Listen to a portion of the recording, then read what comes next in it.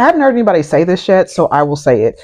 TikTok is a threat because it is shifting what we value as a collective. My name is Dr. Chelsea, and I'm a neurodivergent educator, writer, and creator, and I'm known on this app for creating the unmasking process. And unmasking is about moving beyond what we have been socially conditioned to believe about ourselves, about others, and about our human experience. And it guides us to remove the mask and create a life that aligns with our needs, values, and purpose.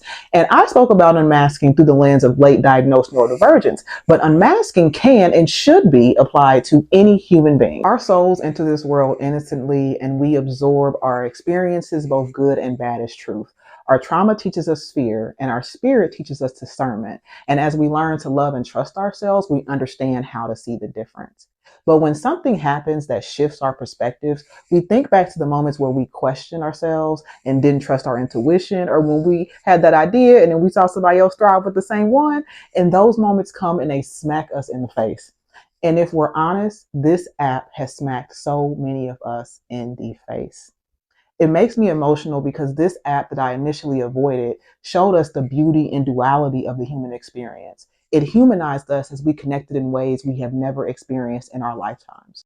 TikTok connected our experiences. We were told that our phones were distracting us from the world, but when our worlds became so isolated, we turned to this app and realized we were not as different as we were taught to believe. TikTok created a platform for human intimacy, a place where we can feel safe, a place where we can gather information and knowledge and make informed decisions about our lives for the first time. We laughed, we cried, we healed.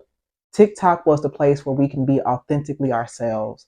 We didn't have to be performative. We didn't have to make sure our lives were perfectly created and curated to be accepted. We could just simply be. As we continue to connect and heal, our values begin to shift. We move away from valuing the things that once divided us, like money and social identity. And as our values shift, it is a threat to the institutions that depend on our labor, money, and brokenness to sustain. So if this app disappeared, I am challenging us to bring our connections outside of this app and into the real world. Connect with others in a real way. Travel, speak to the stranger, girl, write that book. It may not happen overnight, but I refuse to go back to the life that capitalism curated for me. And I'm going to carry the lessons that TikTok taught me, that I am valuable, I am worthy of space, and that I have purpose. And so do you.